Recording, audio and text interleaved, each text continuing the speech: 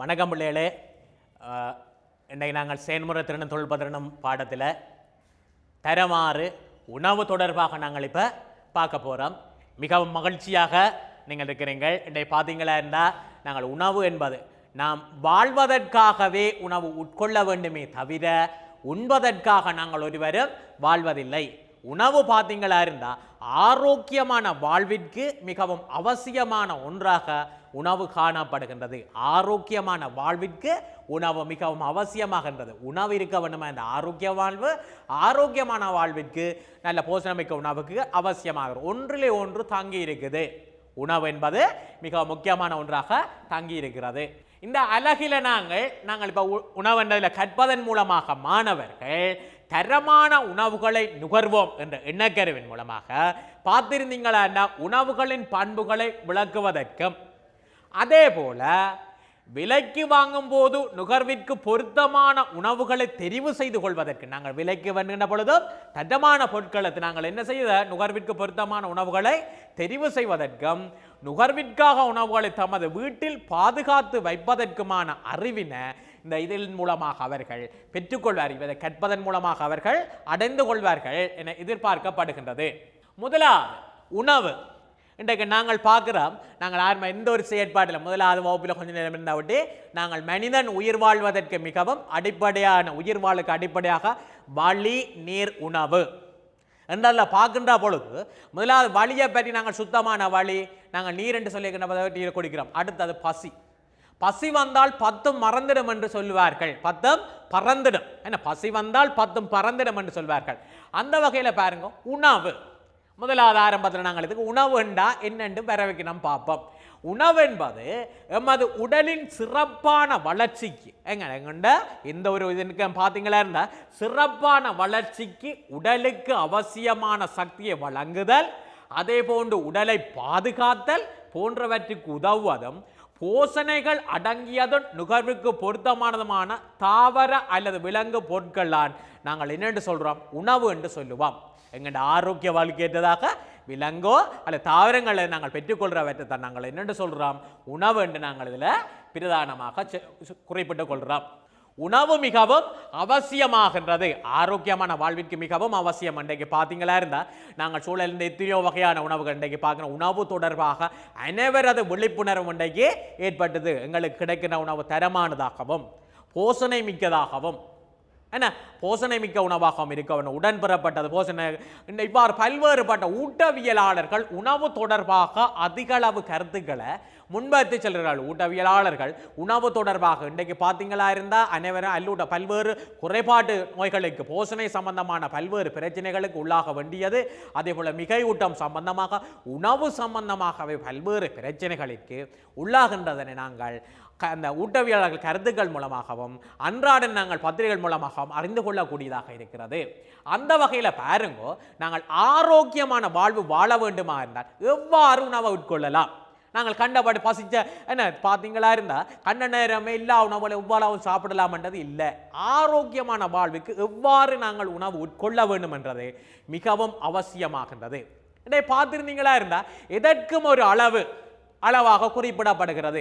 நாங்கள் ஆரோக்கியமான வாழ்விற்காக உணவு உட்கொள்ள வேண்டுமாக இருந்தால் நாங்கள் பார்த்தீங்களா இருந்தால் உணவு பிரமிடு உணவு கூம்பகத்தின் அடிப்படையில் தான் எங்கள்ட உணவு அமைந்திருக்க வேண்டியது அவசியமாகிற உணவு கூம்பகத்தின் அடிப்படையிலான உணவு அவசியமாகின்றது. இன்றைக்கு பார்த்திருந்தீங்களா உங்களுக்கு தெரிய வேணும் பிள்ளைகள், இந்த உணவு கூம்பகம் ஒன்றில் அடியில் காணப்படுகிறது இந்த தானியங்கள் என்ன இந்த சோறு தானியங்கள் கிழங்கு வகைகள் போன்றவற்றை காணப்படுறது அடியில். அடுத்த பார்த்தீங்களா இருந்தால் அடுத்தது இந்த மரக்கறிகள், அந்த மீன் முட்டை, அடுத்தது என்ன பால் உற்பத்தி பொருட்களும், அடுத்தது கொழுப்பு எண்ணெய் சார்ந்ததாக காணப்படுது. இவ்வாறு இருக்கின்ற பொழுது பாருங்க பிள்ளைகள், முதலாவது அடியில் காணப்படுறது பார்த்தீங்களா இருந்தால் தானியங்கள், சோறு வகைகள், என்ன கிழங்கு வகைகள் இவ்வாறு காணப்படுவதை நாங்கள் போதிய அளவு உட்கொள்ளலாம். நாங்கள் ஆரோக்கியமான நபர் ஒருவர் போதிய அளவு உட்கொள்ளப்படுற உணவு கூம்பகத்தின் அடியில் காணப்படுறது. அதற்கு ஒவ்வொரு படிநிலையில மேலே காணப்படுறத நாங்கள் குறைந்த அளவில் தான் நாங்கள் உட்கொள்ள வேண்டியது அவசியமாகிறது. உணவு கூம்பகத்தின் அடியில் காணப்படுறத ஆறு பிள்ளைகள் ஆரோக்கியமான நபர் ஒருவர் மாத்திரம்தான். அப்போ ஆறால் ஆரோக்கியமான நபர் ஒருவர் மாத்திரம்தான் போதிய அளவு உட்கொள்ள முடியும். அதே போல அதற்கு அடுத்த ஒவ்வொரு படியில காணப்படுறதும் குறைத்து கொண்டுதான் நாங்கள் உட்கொள்ள வேண்டும். அதே போல மிக குறைவான அளவில் உட்கொள்ள வேண்டியது எது? நுனியில் அதை உச்சியில காணப்படுற உணவு வகையில தான் நாங்கள் என்ன செய்யப்பட வேணும்? மிக குறைந்த அளவில் நாங்கள் உட்கொள்ள வேணும். அவை எது? கொழுப்பு எண்ணெய் வகைகள் என்று நாங்கள் குறிப்பிடுறோம். ஆனால் நான் சொன்னேன் ஆரோக்கியமான நபர் ஒருவர் என்று. இதுல பிள்ளைகள் பாருங்கோ, ஒரு நோயாளி குறிப்பாக சர்க்கரை நோய் டயபெட்டிக் இருக்கிற ஒருவர் என்ன செய்யலாது? இவற்றை போதிய அளவு நாங்கள் குறிப்பிட முடியாது. அவர் வைத்திய ஆலோசனைக்கு அமைவாகத்தான் இவ்வாறான உணவுகளை உள்ளெடுக்க வேண்டியது அவசியம். உணவு தொடர்பாக வைத்தியர் பரிந்துரைக்கு அமைவாகத்தான் இவற்றை எடுக்க வேண்டும். ஆகவே ஆரோக்கியமான நபர் ஒருவர் மாத்திரமே போதிய அளவு உணவு கூம்பகத்தின் அடியில் இருக்கிற உணவை போதிய அளவு உட்கொள்ள முடியும். பார்ப்போம். அடுத்தது போக போக ஒவ்வொரு படிநிலையாக இருந்து கடைசியில காணப்படுறது கொழுப்பு எண்ணெயும் மிக குறைந்த அளவில் தான் உட்கொள்ள வேண்டும். உங்களுக்கு தெரிய வேணும், கொழுப்பு எண்ணெயும் நாங்கள் மிக குறைந்த அளவு என்று சொல்லுகின்ற பொழுதுல எங்களுக்கு தெரிய வேணும் அவையும் மிகவும் அவசியம். கொழுப்பு எண்ணெய்கள் காணப்படுகிறது என்ன? சில வகையான விட்டமின்கள் என்ன விட்டமின்கள் கனிப்பு நாங்கள் எங்கண்ட உணவில் காணப்படுற போஷண பிரமாணங்கள் கரைந்து கரைந்து சமீபாட்டுக்கு செயற்பாடுகளுக்கு அவசியமே இந்த கொழுப்பு எண்ணெய்கள். சுவையாக இருந்து கொள்வதற்கு, அதே போல் உடலை பாதுகாந்த இதில் உடல் குளிர் சூடு குளிர் எங்களுடைய பாதுகாப்பு, இவ்வாறு பல நன்மைகள் கொழுப்புகின்றது போலும் குறிப்பிட்ட அளவு தான் நாங்கள் அவற்றை உட்கொள்ள வேணும். உங்களுக்கு கேள்வியில் வரும் என்ன போதும் இல்லை, உணவு கூம்பகத்தின் அடிப்படையில் மிக குறைந்த அளவிலான நாங்கள் உள்ளெடுக்க வேண்டிய உணவு எதென்று சொன்னால் இது கொழுப்பு எண்ணெயும். அதே போல ஆரோக்கியமான நபர் ஒருவர் போதிய அளவில் உட்கொள்ள வேண்டிய உணவு கூம்பகத்தின் எப்பகுதியில் காணப்படுகின்றது? உணவு கூம்பகத்தின் எங்க காணப்படுது? அடியில் காணப்படுகின்ற சோறு என்ன பான் தானியங்கள் கிழங்கு வகைகள் போன்றவற்றை அவர் போதிய அளவு உட்கொள்ளக்கூடியதாக இருக்கும் ஆரோக்கியமான நபர் ஒருவர். இப்ப பாத்தீங்களா இருந்தா இன்னென்ன எவ்வளவு தண்டவனம் என்றதை இதுல குறித்து காணப்படுது. அடுத்தது உணவின் அவசியம். உணவுண்ட அவசியம் பிள்ளைகள் பாருங்கோ கணக்கு காணப்படுகிறது. இந்த தரமாறல உங்களுக்கு இந்த மூன்றும் தெரிந்திருந்தால் போதும். பாத்தீங்களா இருந்தா என்ன சின்ன அம்மா உங்களை தாளாட்டினவா என்ன தம்பி ஒரு தோல்ல போட்டு தாளாட்டத்தான் நித்திர வந்தது. இன்றைக்கு அம்மா இன்றைக்கு உங்களை தொப்பு தூக்கினா அம்மாவை தான் நீங்கள் தாளாட்ட வேணும், தொப்பு விழுந்துடுவா. ஏன்?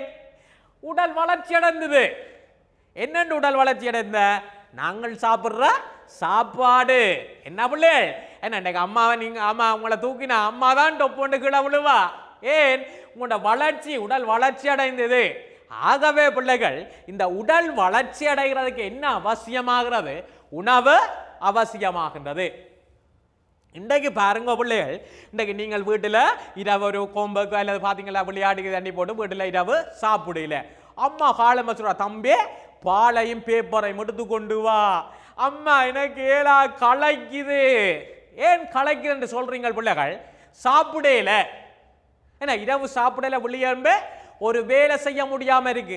வேலை செய்வதற்கு உங்களுக்கு தெரியும் சக்தி தேவை. அந்த சக்தி எங்க இருந்து பெற்றுக்கொள்றோம்? இந்த உணவில இருந்துதான்.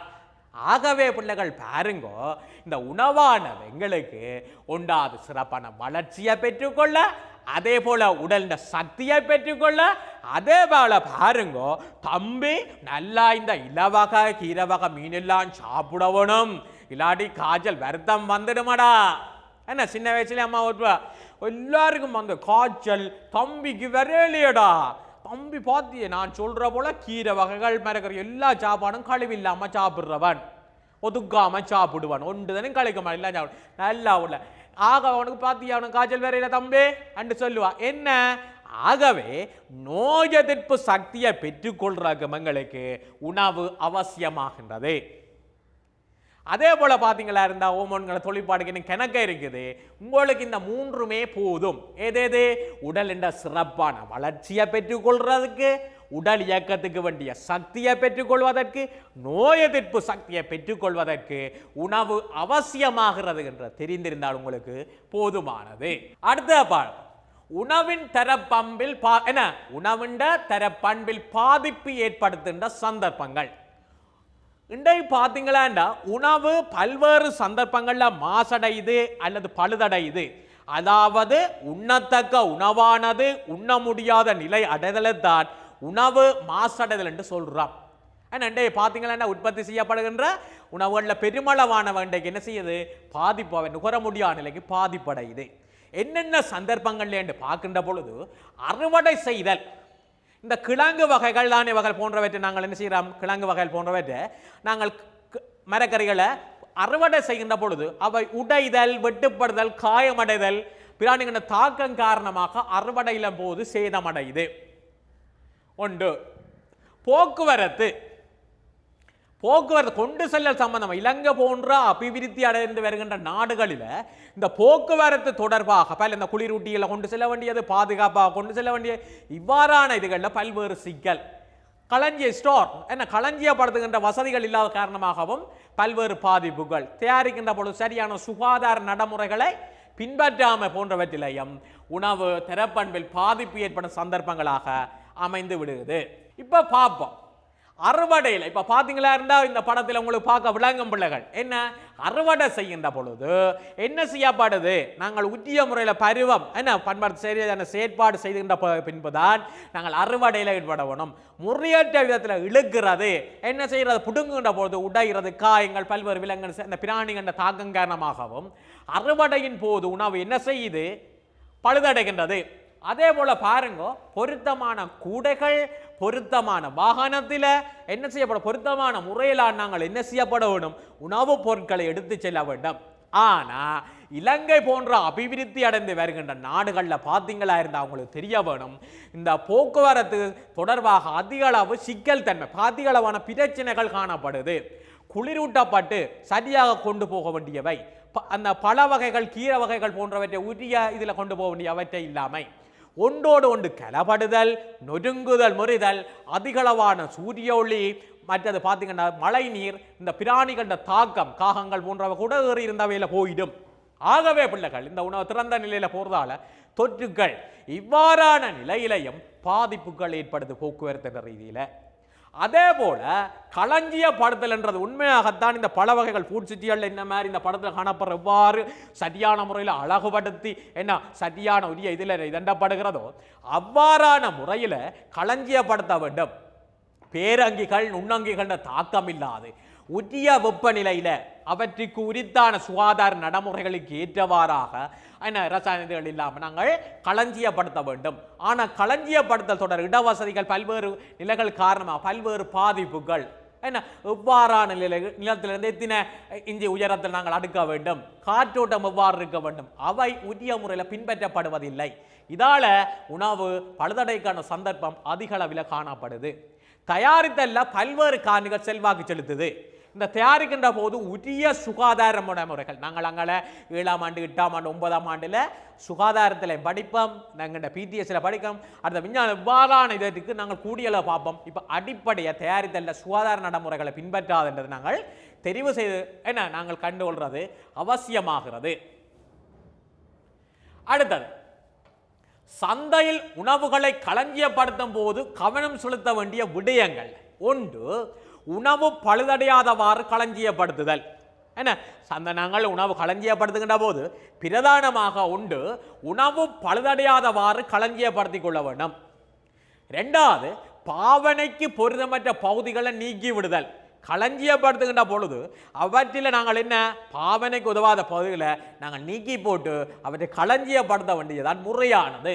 மூன்றாவது பாருங்கோ, உணவு பாதிப்பை ஏற்படுத்தக்கூடிய நுண்ணுயிர்களினதும் வேறு விலங்குகளின் தாக்கத்திலிருந்து பாதுகாப்பு நடவடிக்கை எடுத்தல். உங்களுக்கு தெரிய வேணும், எலி, அகிலான், நீள்மூஞ்சி வண்டு, கரப்பொத்தார் இவ்வாறான பேரங்கிகள், அதே போல பாக்டீரியா வங்கஸ் போன்றவற்றின் இந்த தாக்கங்கள் அவற்றுக்கு இடையே கிடைக்காத உரிய மாறான பொறிமுறைகளை கையாண்டு சரியாக அவற்றை களஞ்சியப்படுத்த வேணும்.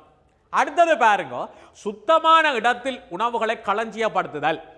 நாங்கள் பார்க்கின்ற பொழுது பக்கத்தில் கழிவு நீர்களோ அல்லது வேறு கழிவுப் பொருட்கள் கொட்டுகின்றதோ அவற்றிலிருந்து காற்றோட்டத்தில் பழுதடையக்கூடிய சந்தர்ப்பங்களாக அமைந்துவிடும். ஆகவே பொருத்தமான இடத்தில் சுத்தமானதாக இடத்தில் நாங்கள் என்ன செய்ய வேணும்? களஞ்சியப்படுத்திக் கொள்ள வேண்டியது பிரதானமானதாக காணப்படுது. அடுத்தது பார்க்கிறோம், உணவுப் பொருட்களுக்கு பொருத்தமான வெப்பநிலையின் கீழ் களஞ்சியப்படுத்துதல். ரைட், இப்போ பார்த்தோம் என்ன பல வகைகளாக இருந்தால் என்ன வெப்பநிலையில் இதண்ட வேண்டும்? பார்த்தீங்களா இறைச்சி மீன் முட்டை போன்றவற்றை எவ்வாறான இதண்ட வேணும்? மற்றது பார்த்தீங்க தானியங்கள் போன்றவற்றை எவ்வாறு தண்ட வேணும்? மற்றது பார்த்தீங்களா இருந்தால் இந்த மாஜரின் பட்டர் போன்றவற்றை எவ்வாறான வெப்பநிலை தண்ட வேணும் என்ற தொடர்பாக நாங்கள் ஊற்றிய வெப்பநிலையில் அவற்றை களஞ்சியப்படுத்தி அல்ல குளிர்சாதன பெட்டிகளில் வைத்துக் கொள்ள வேண்டியது அவசியமாகிறது. உங்களுக்கு தெரிய வேணும், ஆள் குளிரேற்றியில மீன் இறைச்சி போன்றவற்றை வைக்க வேணும். ஆனால் என்ன செய்கிறார்கள்? பாதுகாப்பு காரணம் வேண்டும், தங்களோட சொத்துக்கள் இழப்புகள் மின்னொழுக்கு காரணமாக பாதிப்பு வேண்டும். இரவு வேளைகளில் என்ன செய்கிறார்கள்? சில சந்தர்ப்பங்களில் கரண்ட் சிக்கனத்தன்மைக்கும் மற்றதுகளில் ஆஃப் பண்ணி விடிய ஒன் பண்ணி விடுகிறார்கள் குளிர்சாதன பெட்டிகளை. இவை என்ன செய்கிறது? அதிகளவிலான பாதிப்புகள் உணவு நுண்ணீர்கள் பெருகுவதற்கு சந்தர்ப்பமாக அமைந்து விடுகின்றது. ஆகவே களஞ்சியப்படுத்துகின்ற பொழுது இவை தொடர்பான போதிய ஊட்டம் தொடர்பான உணவு பாதுகாப்பு தொடர்பான போதிய அறிவு பெற்றுக்கொள்ள வேண்டியது அவசியம். அடுத்தது சூரிய ஒளியில் இருந்து ஏற்படக்கூடிய தாக்கங்களை தருதல். சில வகையான உணவுப் பொருட்கள் அல்ல பார்த்தீங்களா மருந்த பொருட்களை பார்த்தீங்களா இருந்தால் அதில் போட்டிருப்பேன் நேரடியாக சூரிய ஒளி. மற்ற சில பொருட்களில் பார்த்தீங்கன்னா அந்த கண்ணாடி அந்த கத்த கண்ணாடி பொருளில் பார்த்துருக்கும் அல்ல சில இதுகளில் நேரடியாக சூரிய ஒளி அதில் படக்கூடாது. அதே போல் உங்களுக்கு தெரிய வேணும், இந்த தண்ணி போத்தல்கள் இந்த நாங்கள் பார்த்தீங்களா இருந்தால் பொருளில் வர அந்த தண்ணி போத்தல்களில் நாங்கள் உண்மை நேரடியாக சூரிய ஒளி படக்கூடாது, அவற்றை உரியவாறு களஞ்சியப்படுத்த வேணும். அதில் பார்த்தீங்களா இருந்தால் போட்டிலில் காணப்படுற அந்த தண்ணி நாங்கள் சரியாக பயன்படுத்தும் சாதாரண நீலத்தன்மை உண்டு, அந்த போட்டிலில் நீலத்தன்மை ஒன்று இருக்கும். அவை சூரிய ஒளி இதென்று போட்டு படுகின்ற பொழுது அதை வெளிறி என்ன நல்ல பிரகாசமான தூய்மையான நிறத்துக்கு போத்தில் சாதாரண நிறத்துக்கு வந்துடும். அவ்வாறு இருக்கின்ற பேணப்படுகின்ற நீர் குடிப்பதற்கு பொருத்தமல்ல என்று குறிப்பிடப்படுகின்றது. ஆகவே எவ்வையவற்றை எவ்வாறு பேணி பாதுகாக்க வேண்டும்? சூரிய ஒளியும் சிலதுகளில் பட நேரடியாக வர்றதால பாதிப்பு, அதுவும் தண்ணி பொருட்கள் இவ்வாறான உணவுப் பொருட்கள் அதே போல மருத்துவ பொருட்கள் சொல்லப்படும் நேரடியாக சூரிய ஒளி படக்கூடாது. அதுக்காக தான் இந்த போட்டில் வைக்கப்பட்டுள்ளது. அவ்வாறானவற்றை நாங்கள் கருத்தில் கொள்ளப்பட வேண்டியது மிகவும் அவசியம். அதே போல தெரிவு செய்யக்கூடியவாறு ஆரோக்கியமான முறையில் களஞ்சியப்படுத்துதல். என்ன இலகுவில் எந்தெந்த இதோ பிரதானமானது கால ஒழுங்கும் இதில் நாங்கள் குறிப்பிட வேண்டும். இப்போ பார்த்தீங்களா இருந்தால் ப்ரீமாயில் இருந்தால் அல்லது ஸ்டோரில் உங்களுக்கு ஒவ்வொரு குறிப்பிட்ட காலத்துக்கு வருது. அவற்றை என்ன செய்யப்படுறோம்? உரிய ஒழுங்கில் நாங்கள் ஆட்டில் அடுக்கி வைக்க வேணும். அதே போல் அப்புறப்படுத்துகிற ஒரு முறை வந்த ஒழுங்கில் போகத்தக்கியதாக இருக்க வேணும். ஒரு உணவுப் பொருள் வந்தவுடனே ஒரு முறையற்ற விதத்தில் கையாளும் என்றால் ஒரு தொடர்ந்து தேங்கி இருக்கும், அது காலாவதியான முறையாகும், தவறான முறையில் அது உடைக்கப்பட்டதில் நாங்கள் கொடுக்கின்ற பொழுது பல்வேறு பாதிப்புகளை ஏற்படுத்தும் என்பதை நாங்கள் அறிந்து கொள்ள வேண்டும். இதன் மூலமாக சந்தையில் உணவுகளை களஞ்சியப்படுத்தும் போது கவனம் செலுத்தப்பட வேண்டிய விடயங்கள் என்பது பிரதானமானது. இவை தொடர்பாக நாங்கள் கூடிய அளவு கவனம் செலுத்தப்பட வேண்டியது அவசியம். அடுத்ததாக பார்ப்போம், புதிய உணவுகளின் தரப்பண்பை இனங்காண்போம். என்ன ஒரு புதிய உணவு நாங்கள் தரமாறுல நாங்கள் முதல்ல பார்த்த நாங்கள் என்ன விவசாய நடவடிக்கைகளை வீட்டு தோட்டம் என்ன வீட்டு தோட்டம் அல்லது பாடசாலை தோட்டம் அமைப்பு மரக்கரைகள் கிடைக்கின்ற பொழுது இந்த நன்மைகள் என்றதை நீங்கள் பூர்ணமாக எல்லாரும் சொல்லுவீங்கள், விசில் அடிச்சு கொண்டு ஒவ்வொரு தருமே சொல்லுவீங்கள் ஒவ்வொரு நன்மைகள் என்னென்னு. முதலாவது என்ன சுகாதார பாதுகாப்பு காணப்படுதல், என்ன ஊற்றிய மனம் இருத்தல், அந்த அதற்கான ஊற்றித்தானது ஊற்றிய மனம் அதில் காணப்படுறது. அதை மரக்கரையில் அடுத்த பார்ப்போம். மூன்றாவது இயற்கையான நிறம் பாதுகாக்கப்பட்டிருத்தல், அந்த பொருளுக்கு பொருத்தமான இதுதான் நிறம், அந்த பொருத்தமான இது அதில் காணப்பட்டிருக்கும். அதே போல போஷணை தரம் பாதுகாப்பு வட்டை குத்தப்பட்டிருத்தல், மற்ற இலை கட்டமைப்பு அவற்றிற்கு உரித்தான தோற்றம் போன்றனவும் அவற்றில் காணப்படும். இவதான் புதிய உணவுகளின் தரப்பண்புகளை இனங்காணல் என்று நாங்கள் பிரதானமாக குறிப்பிட்டுக் கொள்ளக்கூடியது. இவதான் எங்கள்ட ஆரோக்கியத்துக்கு மிகவும் அவசியமானது. இவ்வாறான பண்புகளை கொண்ட உணவுப் பொருட்களைத்தான் எங்கள்ட உணவு வேளைகள் என்று சொல்லியிருக்கல எங்கள்ட பிரதானமாக 3 உணவு வேளைகளை காலை மதியம் இரவு இந்த 3 பிரதான உணவு வேளைகள் ஒன்றில் நாங்கள் இதை தெரிவு செய்து கொள்ளப்பட வேண்டியது அவசியமாகின்றது. அடுத்தது சந்தையில் காணப்படும் தயாரிக்கப்பட்ட உணவு வகைகள் என்ன இயற்கையான பொருட்களை கொண்டு வெவ்வேறு முறைகளை பயன்படுத்தி இயற்கையான உணவுகளை வேறு ஒரு வடிவம் உணவாக மாற்றப்பட்டு தயாரிக்கப்பட்ட உணவுகள் என நாங்கள் குறிப்பிடுறோம். தயாரிக்கப்பட்ட உணவு வகைகள் என்று குறிப்பிடுறோம். உங்களுக்கு அநேகமாக தெரியும், இன்றைக்கு என்ன அதிகளவாக நாங்கள் பேணி பாதுகாக்கக்கூடியதாகவும் அதிகளவு எடுத்து செல்லக்கூடிய நீண்ட காலத்துக்கு பேணக்கூடியதாகவும் இருக்கிறது இந்த தயாரிக்கப்பட்ட உணவுகள் என்று அதில் நாங்கள் குறிப்பிடுவோம். அந்த வகையில் பாருங்க, இந்த நூடுல்ஸ் வகைகள், இந்த நூடுல்ஸ் என்ன அடுத்த பார்த்தீங்கன்னா அந்த கடலை இதுகள், ஜாம், இந்த ஜோகட் வகைகள், டின்னுகள் என்ன இவ்வாறான பொருட்களை நீண்ட காலத்துக்கு நாங்கள் தயாரிக்கப்பட்டவற்றை நீண்ட காலத்துக்கு பேணி பாதுகாத்து கொள்ளக்கூடியதாக இருக்கும். இவற்றை நாங்கள் நீண்ட காலத்துக்கு பாதுகாத்து கொள்ளக்கூடியதாக இருக்கும் தயாரிக்கப்பட்ட உணவுன்றதில் குறிப்பிடுறோம். தயாரிக்கப்பட்ட உணவு மூலம் கிடைக்கும் நன்மைகள் பார்ப்போம்.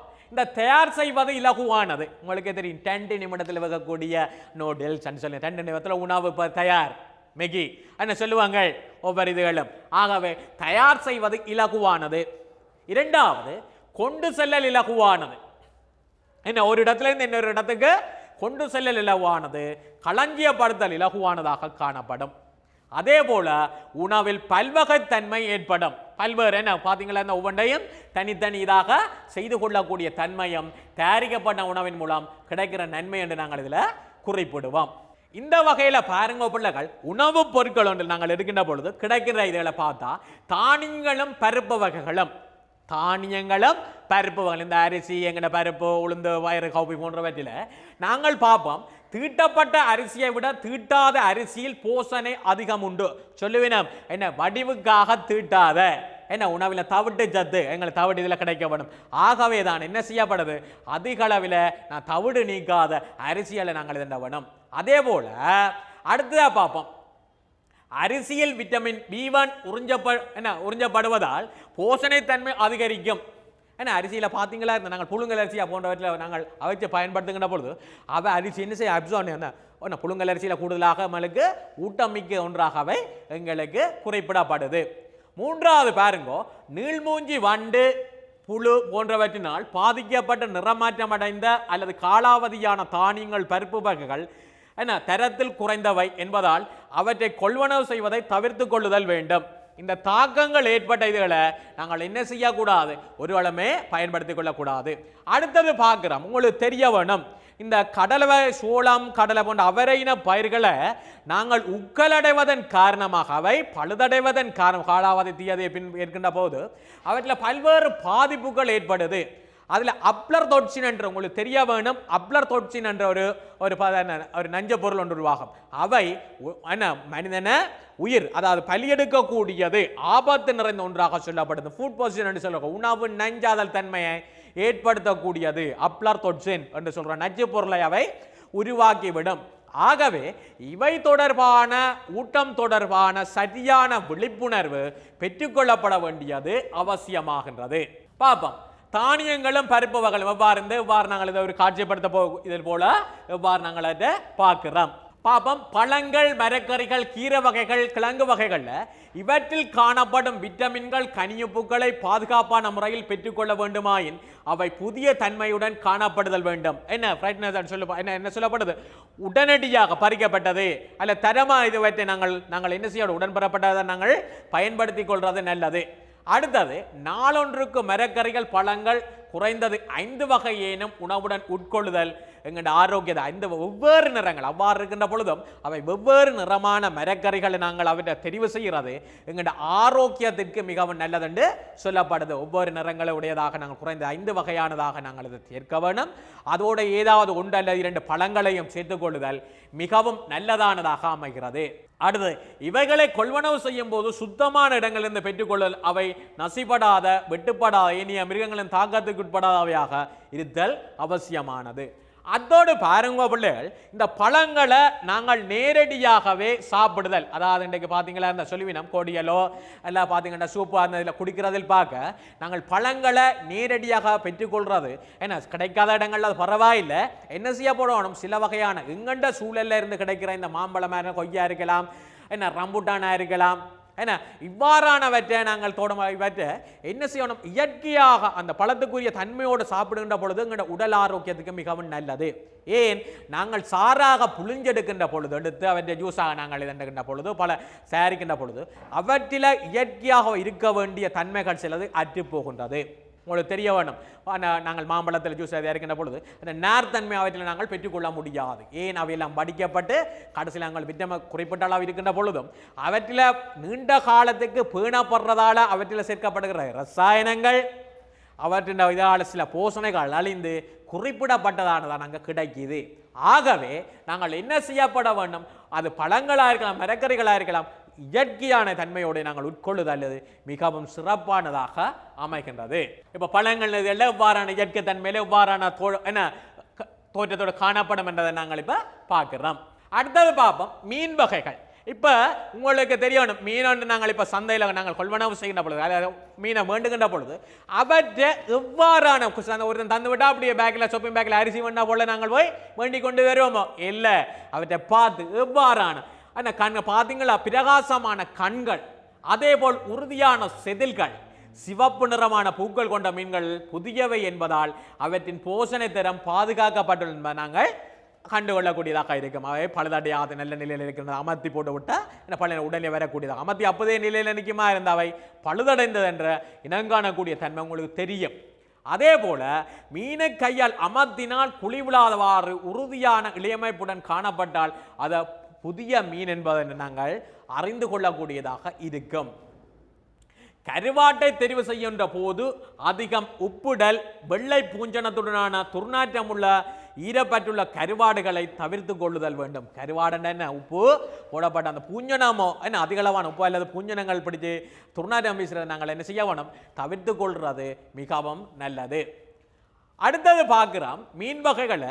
நெத்தலி, கீரி மீன், சால மீன் போன்ற சிறு மீன்களை பொரித்து முள்ளுடன் உண்பதால் எங்களோட உடலுக்கு வேண்டிய கால்சியம், எங்களுக்கு சேர்க்கப்பட வேண்டிய உடலுக்கு வேண்டிய கால்சியத்தை நாங்கள் பெற்றுக்கொள்ளக்கூடியதாக அமைகின்றது. எங்களுக்கு தேவையான கால்சியத்தை நாங்கள் என்ன செய்து பெற்றுக்கொள்ளக்கூடியதாக இருக்கிறது. அப்படி நேரடியாக சேர்க்கின்ற பொழுது இப்போ பார்க்குறோம் உணவு உப்புடல் செயற்பாட்டில் என்ன மாதிரி அமைந்து காணப்படுறதை நாங்கள் இப்போ பார்க்குறோம்.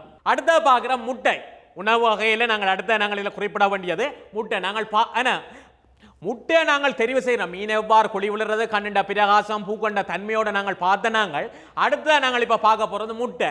முட்டை பாரத்தில் கூடிய முட்டைகளை புதியவையாக இருக்கும். அவற்றில் பார்த்தீங்களா இருந்தால் சாம்பல் நிறம் ஒட்டி காணப்படுமா, சாம்பல் நிற தன்மை புள்ளிகள் காணப்படுமையா என்றால் அவை பழுதடைந்தவை என்றதை நாங்கள் குறிப்பிட்டு கொள்ளக்கூடியதாக இருக்கும்.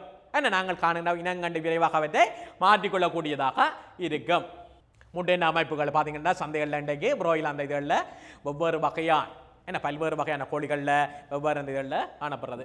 பாலும் இன்றைக்கு பார்த்தீங்களா இருந்தால் மிக முக்கியமாக குறிப்பிட வேண்டியது எங்களுக்கு பால்மாவை விட பசும்பால் மிகவும் இயற்கை தன்மை, இயற்கையான போஷணைகள் இருக்க ஒன்றாக காணப்படுகின்ற போதும் இன்றைக்கு பாருங்கோ எங்கண்ட பிரதேசத்தில் இயற்கையாக கிடைக்கின்ற இந்த பசும்பாலை நாங்கள் என்ன செய்கிறது, பருகிற தன்மை குறைந்து கொண்டே செல்கிறது. ஏன்னா நாங்கள் என்ன செய்கிறோம், இந்த பால்மாக்கள் பார்த்தீங்களா இருந்த வெளிநாடுகள் இறக்குமதி செய்யப்பட்டதோ அல்லது முழுவாட இந்த பால்மாக்களை நாங்கள் என்ன செய்கிறோம், சந்தைகளில் பெற்றுக்கொண்டு அவற்றுக்கு அடிமையாகி எங்கண்ட இயற்கையாக கிடைக்கின்ற எங்கண்ட பசும்பாலை நாங்கள் பயன்படுத்துகிற தன்மை மிகவும் குறைந்து கொண்டு செல்வதை நாங்கள் குறிப்பிடலாம்.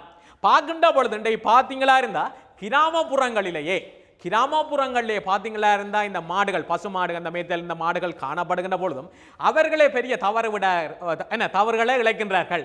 எவ்வாறுன்னா இந்த பால்களை தாங்கள் கறந்து, இந்த பால்கள் மாடுகளில் இருந்து கறந்து தாங்கள் அவற்றை பயன்படுத்த வேண்டிய நிலையில் பால் சேகரிப்புன்ற நிலையங்களில் கொண்டு போய் என்ன செய்யணும், இந்த பாலை கொடுத்துட்டு அந்த காசுக்கு தரங்குறைந்த சுகாதாரத்துக்கு கேடு, அதாவது இரசாயனங்கள் சேர்க்கப்பட்ட இன்றைக்கு வைத்திய சங்கங்களால் எச்சரிக்கை விடப்படுகின்றது. என்ன, பால்மா வகைகள் பயன்படுத்துவதான் புற்றுநோய்கள், பல்வேறு பாதிப்புகள், இதயம் சம்பந்தமான நோய்களுக்கு ஏற்படுவதற்கு காரணம் என்றதை அறிந்து கொள்ளாம எந்த பிள்ளை இதை அங்க ரெண்டா தான் குடிக்கும், நெக்ஸ்ப்ரே தான் குடிக்கும் என்றதை தவறான நாங்கள் அதுக்கு பழக்கப்பட்டு விட்டோம்.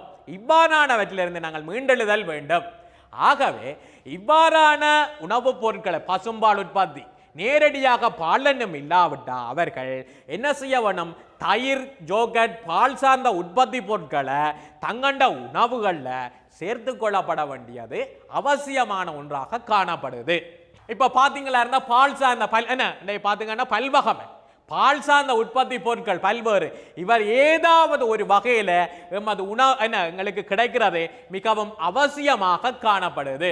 அடைக்கப்பட்ட உணவு என்ன பார்த்தீங்களா இருந்தா இன்றைக்கு சந்தைகளில் எங்க உணவு தேவைகளை பூர்த்தி செய்வதற்காக உணவை பழுதடையாது நீண்ட காலம் பாதுகாப்பதற்காக உணவை பழுதடையாது நீண்ட காலம் பேணி பாதுகாப்பதற்காக பல்வேறு பொதியிடல் உரைகள் அதாவது பார்த்தீங்களா இருந்தால் பொலித்தீன், கண்ணாடிகள், பிளாஸ்டிக், தகரங்கள் போன்றன பயன்படுத்தப்படுகின்றது. இவற்றை உரியவாறாக பொதியிடல் மேற்கொள்ள வேண்டியது அவசியம். அத்தோட நுகர்வோர் இவ்வாறு கொள்வனவு செய்யப்படுகின்ற இந்த பொதியிடப்பட்ட உணவுகளை கொள்வனவு செய்கின்ற பொழுது அவற்றை சரியான முறையில் அவதானித்து உடல் ஆரோக்கியத்திற்கேற்ற போஷணை தன்மைகள் தொடர்பாகவும் கூடியளவு கவனம் செலுத்தப்பட வேண்டியது அவசியமாகிறது. அந்த வகையில் பாருங்க, அடைக்கப்பட்ட உணவுகளை கொள்வனவு செய்யும் போது கவனத்தில் கொள்ளப்பட வேண்டிய விடயங்கள் நாங்கள் என்னென்ன விடயத்தில் கூடியளவு கவனம் செலுத்தப்பட வேண்டுமென்றா, ஒன்று, உணவுக்கு பொருத்தமான பொதியிடல் முறையை பயன்படுத்தப்பட்டிருத்தல்.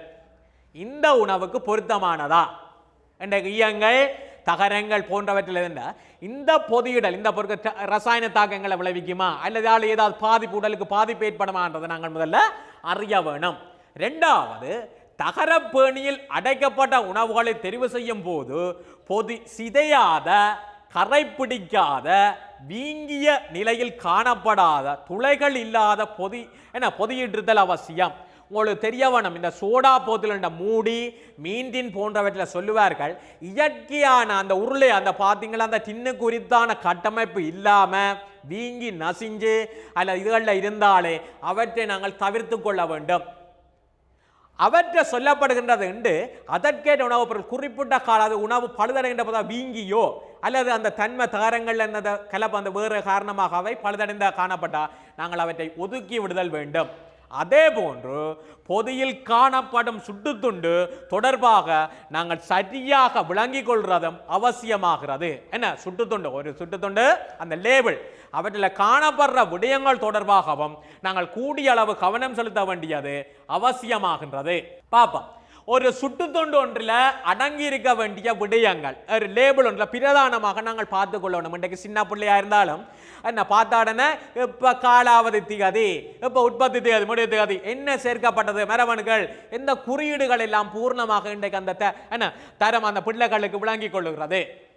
அந்த வகையில் பாருங்க, உணவுண்ட பெயர், உள்ளடங்கியுள்ள அவையில் சேர்மானங்கள், உணவுண்ட நிறை, உற்பத்தி செய்த நிறுவனம், பொதியிடப்பட்ட உற்பத்தி திகதி, காலாவதியாகும் திகதி, என்ன பல்வேறு தர சான்றிதழ்கள், என்ன SLSO அல்லது ISO என்ன தரம் கொடுக்கப்பட்டிருக்கிறது, விலை, போஷணை தொடர்பான விவரம், பாவனை தொடர்பான அறிவுறுத்தல்கள் சேர்க்கப்பட்டிருக்கிற அதோட சேர்மானங்கள் இயற்கையான நிறங்களா, சுவையூட்டிகள் சேர்க்கப்பட்டதா, என்ன இது தொடர்பாகவும் கூடிய அளவில் அவற்றை குறிப்பிடப்பட்டிருக்க வேண்டும். மிகவும் அண்மை காலங்கள் உங்களுக்கு தெரிய வேணும், அந்த இனிப்பு பண்டங்கள் போன்றவற்றுக்கு எவ்வளவு சுவை என்பதை நிறக்குறியீடுகள் குறிப்பிடப்பட்டிருக்குது. சோடா போன்ற அந்த குளிர்பானங்களுக்கு அவை இப்போ பார்த்தீங்களா இருந்த மாதிரி பிஸ்கட் அவர்களுக்கும் என்ன செய்யப்படுற அவ்வாறான நடைமுறைகள் சுகாதார ரீதியில் கொண்டு வருவது மிகவும் ஆரோக்கியமான ஒரு விடயமாக குறிப்பிட்டுக் கொள்ள வேண்டும்.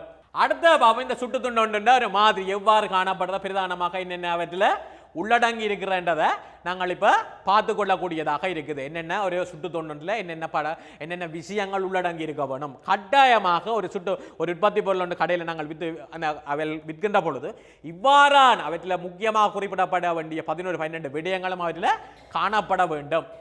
ரைட், வீட்டு தோற்றத்திலிருந்து அல்லது சந்தையிலிருந்து பெற்றுக்கொண்ட உணவின் தரப்பண்பை பாதுகாத்தல். முதலாவது சுத்தம் செய்து கொள்ளுதல், இரண்டாவது சரியான முறையில் பொதியிடல்.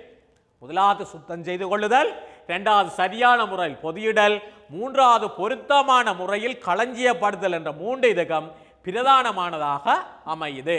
அடுத்தது பார்க்கிற பிள்ளைகள், கொள்வனவு செய்யப்பட்ட உணவுகளை நுகரும் வரை பாதுகாப்பதற்காக வைத்திருக்க மேற்கொள்ளப்பட வேண்டிய நடவடிக்கைகள்.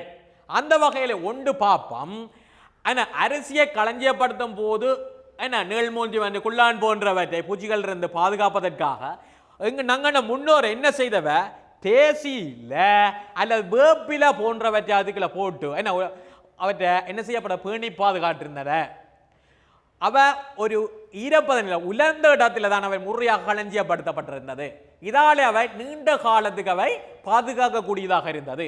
அடுத்தது பாருங்க, விலைக்கு வாங்கிய பலசரக்கு பொருட்களை தேவையானவாறு தயார்படுத்தி போதல் இட்டு முடிய என்ன அவையில் பார்த்தீங்களா இருந்தால் அரைத்த பொடி செய்யப்பட்டதோ அல்ல இதாவோ பொருத்தமான தகரப்பணிகள்லையோ அவை கீசாக சரியான இது மாவு அந்த இதுகளில் போட்டு களிமண் இதுகளில் போட்டு உரியவாறு அடைத்தவையே என்ன பேர்லேயே சுட்டு துண்டுகள் இட்டு சரியாகவே பாதுகாத்து வைத்திருந்தவ. மரக்கறிகள் பழங்கள் நன்கு சுத்தம் செய்யப்பட்டு என்ன காற்றோட்டமான இடங்களில் சூழலில் அல்ல குளிர்சாதன பெட்டிகள் அவற்றை பாதுகாக்கப்பட்டு வந்திருந்தன. இன்றைய பார்த்தீங்களா இருந்தால் அந்த வெங்காயம் மரக்கரை வகைகள் சில என்ன கிழங்கு வகைகள் போன்றவற்றை நல்ல நிலத்தில் நன்கு பரப்பி என்ன வச்சிருத்தல் நல்ல. அதே போல் தேசிக்காயை சொல்லி நம்ம என்ன செய்யணும், மணலுக்குள்ள உலர்ந்த மணலுக்குள்ள புதைத்து வைப்பதால் நீண்ட நாளுக்கு பாதுகாத்து கொள்ளக்கூடியதாக இருக்கும். ரைட்.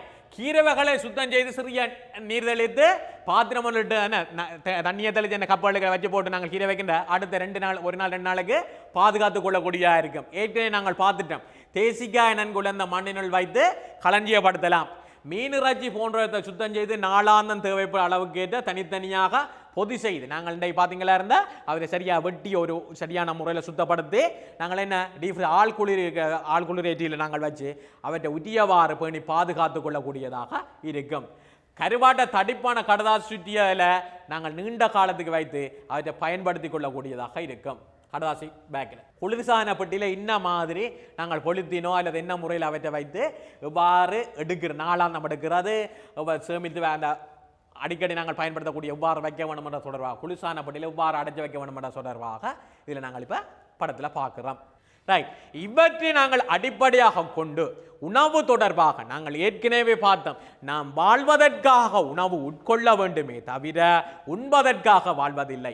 ஆகவே போஷணை தொடர்பாக நாங்கள் கூடிய அளவு கவனம் செலுத்தி எங்களுடைய ஆரோக்கியமான வாழ்வுக்கு ஏற்றதான உணவுகளை தெரிவு செய்து சரியான முறை நாங்கள் வாழ வேண்டும் என்று சொல்லி அடுத்த ஒரு வகுப்பில் நாங்கள் சந்திப்போம். நன்றி.